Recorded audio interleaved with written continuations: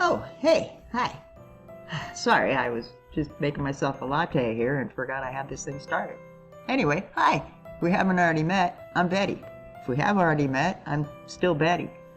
A little bit chilly outside this morning, and I'm really going to enjoy this latte.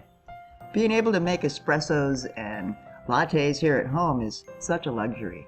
My Mr. Coffee Cafe Barista, definitely the best Christmas gift I've ever bought for myself. This time of year, I sometimes put a little bit of peppermint schnapps in there just for a little holiday cheer.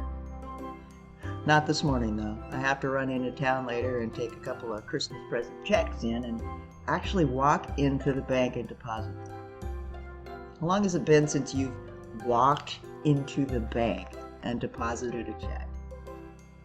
Anyway, Christmas. It's 2 more days until Christmas. How in the world did that happen? It seems like it comes so fast every year.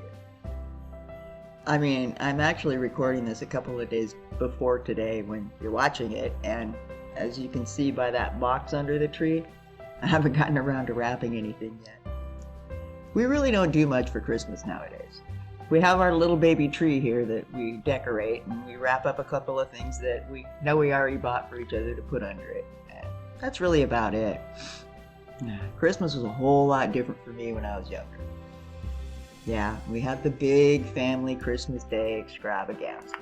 We had the biggest living room, and our house was always where we gathered. My dad's mom, Nana, was a rather proper woman. She made the rules for Christmas morning, and we all fell in line. Oddly enough, even my control freak mom played along. Once the breakfast mess was cleaned up, presents were passed out by the kids, which was always kind of fun. Once everyone had their pile, we'd start with the youngest kid, always the youngest, and go around the room clockwise. Always clockwise. Why clockwise? I have no idea. But that's what Nana said, so that's what we did. Each person would open their present and then show everyone what it was and thank the person who gave it to them. Looking back, it was actually a really good way to do it. With 10 to 12 people each opening a stack of presents at a time, it would take a couple hours to get through it. It was nice for the adults to get to see the kids' excitement as we opened each present. But there were definitely some downsides to it for us kids. Some presents just weren't fun to open in front of everyone. Gee, thanks, Mom. I'm 10 now. I just love showing my brother, uncle, papa, and my cousins my new spanky pants. And the waiting. The interminable waiting. At least we got our stockings as soon as we got up in the morning, and the Santa presents as soon as the parents got up. But the main event seemed like it took forever to start. The grandparents had to get there. The aunt and uncle and cousins had to get there. We had to eat breakfast. Breakfast had to be cleaned up after. And then we finally could pass out the presents. And then we had to wait as each person opened their present in turn. But not just that.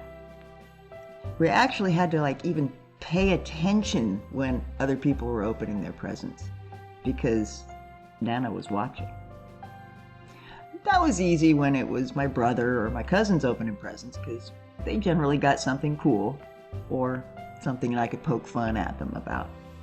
But it was really kind of hard when it was that sweater that Aunt Mary got for Nana. Yeah. And the thank yous. You never, ever, ever forgot the thank yous. Not even for the damn spanky pants. You didn't want to get that look from Nana. So I don't think I've mentioned it before, but my son is a Christmas baby. Yeah. I woke up one Christmas morning, opened my presents, and went to the hospital, where later that evening they opened me and I got him. I was also a single teenage mom, so I went as big as I could afford to every year, but never did get to go really big. But we always had a real Christmas tree, even if there wasn't room for it. And Santa always brought a couple things that he really wanted, even if I couldn't afford them. The year he turned 5, our roommate at the time and I were up until about 1 a.m. down in the garage finishing up a 4x6 foot train layout. Somehow we managed to get it done, up the stairs, fully set up in the living room, ready to turn it on and run the train. The kid didn't wake up once. The look on his face when he came down the hall Christmas morning and saw it, pure magic. Anyway, after Santa presents, it was off to my parents' house for that big family Christmas morning extravaganza.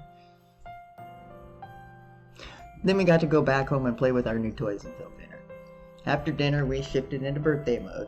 His gifts and the Baskin-Robbins ice cream cake came out with the candles lit. The rest of the evening was always all about him. A lot of people with Christmas birthdays, even just December or January birthdays, just say they got screwed on presents when they were kids, and even some still as adults. I made sure that didn't happen to my son. There were never combined presents. Birthday gifts were always wrapped in birthday paper, and were never smaller or cheaper because, well, Christmas is expensive. Birthday cards were never allowed to mention Christmas. I even insisted on putting up a happy birthday banner in the dining room after dinner.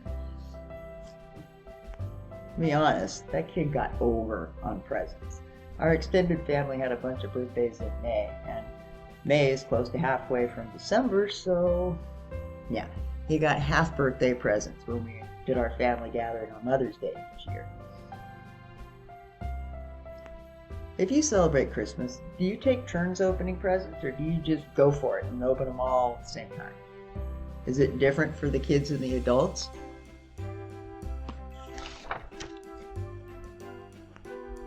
I don't think there's a right or wrong way to do it. I mean, everybody has their own traditions, and those traditions are right for them.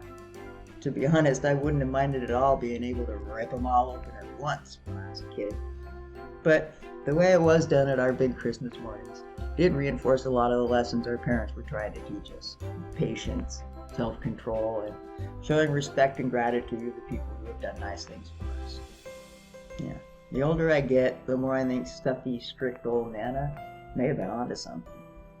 Anyway, if you celebrate Christmas, I hope you get to spend Wednesday with people you love, because holidays really aren't about the presents and the decorations. They're about the people you share them with. Merry Christmas!